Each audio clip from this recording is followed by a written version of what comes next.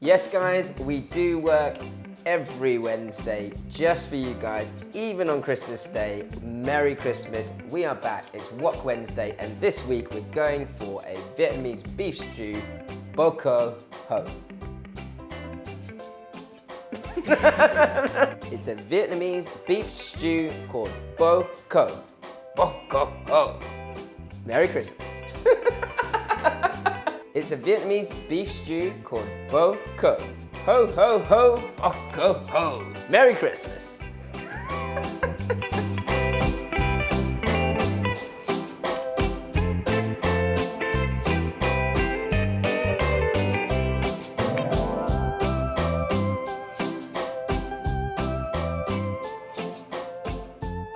So we're going to start with paste using some Thai shallots. They've been soaking in hot water just for sort of 10 minutes or so. And that just makes it a lot easier to peel. So once you cut them in half, it's nice and easy. So you can just roughly chop your shallots. This is all going to go into the pestle and mortar in a second, so it can be quite rough. If you're anything like my family, even on Christmas Day when you've had a massive meal, all you want to do is watch people cook food, then thanks for watching today. It's roughly chopped and then straight into your pestle and mortar. Joining those shallots, we've got a bit of garlic. This is a fair bit of garlic. This is really the base flavour for the whole dish. Again, roughly chopped.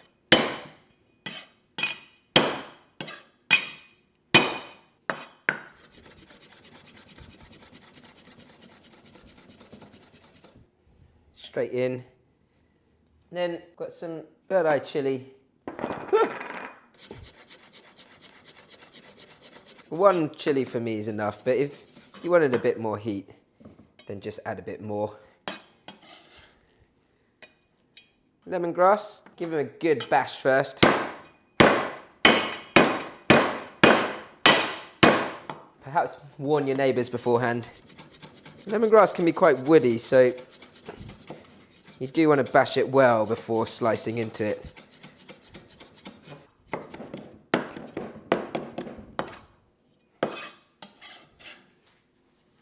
Some ginger.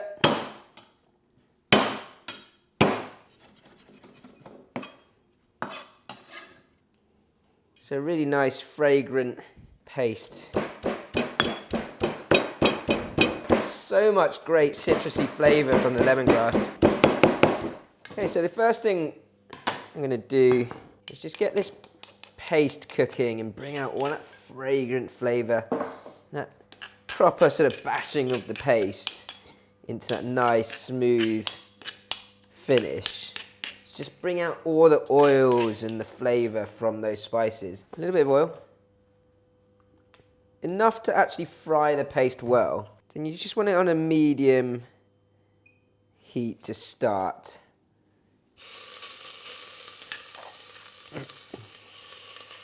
Now you don't have to use all of that paste. It does pack a lot of flavour into the dish. This is really what carries this stew throughout the next few hours. Like cooking a curry, you want to cook out the paste until that sort of rawness comes out. It should smell aromatic but not too grassy. It takes about 3 to 5 minutes to cook the paste nicely. You don't want it to burn, but it's okay if there's a little bit sticking at the bottom of the pan. I'm going to add the beef next. You might add a bit more oil, but then once that's seared nicely and the rest of the spices go in, we'll then pour the stock in, and the stock will really lift everything off the bottom of the pan. This is Nat, one of our chefs. Hi! She's excited about Christmas too. Yes, I love Christmas! You're a Harry Potter fan, aren't you? I am indeed. It's very Christmassy, Harry Potter. I know, it is. Is it as Christmassy as a Vietnamese beef stew though? Maybe not. Maybe not. Anyway, thank you Nat. Great smile. A little bit more oil. And then your beef goes in. With the cut of beef, I quite like to use a secondary cut of meat. So like beef shin, or skirt, something like that. I have seen things like topside being used in Vietnam as well. So you know, whatever you want, whatever's right for you and your stew. As long as you slow cook it, and it's got a little bit of marbling inside, it's a good bit of beef to use. I've seared that beef nicely now. So next is your spices. So there's a bit of Chinese influence in Vietnam. And this is the 5 spice, that's where that comes from. So 5 spice in there. Some cinnamon and star anise for added punchy flavour. Mix that through nicely, and the sweetness and the sort of spiciness or the heat from the cinnamon and star anise will work really well with that paste. You do want to cook that off like I am though, because you want to again bring out as much flavour from those whole spices and the 5 spices as possible. So I've just got that onto a low heat for now, just whilst I'm cutting my tomatoes. We can bring it up to heat again when I'm ready. The tomatoes will start to sort of form the base liquid of the stew. They can be quite chunky cuts because they're going to really sweat down. You can go straight in. So I pop that right up to a high heat now. That's to create enough steam for the tomato juice to start sort of just coming out and creating its own stewing liquid. Cover that with a lid. Medium to high heat should do it. Give it a couple of minutes and then I'm going to add my stock. Last couple of bits of veg, my carrots and potato. Now, just rough chunks of carrot should do. And if you had any leftovers from your Christmas dinner, you could use your carrot and your roast potatoes for this type of dish as well and just put them in a little bit later into the stew. You know, I don't like to waste any leftovers. I've got a couple of massive potatoes here, so I'm just going to use one of these. With the potato, you kind of want it to be a similar sized chunk to your carrot.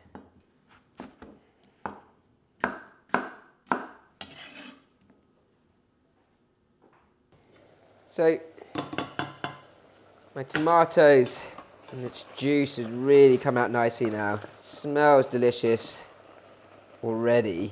Chicken stock. Bring that to a boil. So the last thing you want to do before we just let that cook for a nice long time is just season it up. So I've got some fish sauce here.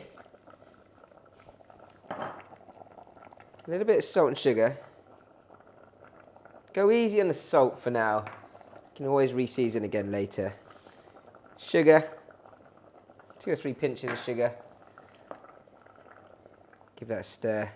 And then we're going to let that simmer for about an hour and a half minimum, if not 2 hours if you can push it further, before I add the carrots and potatoes. And the carrots and potatoes later on will just help to thicken up that stew sauce. So after about an hour and a half or so, you can add your carrot and your potato.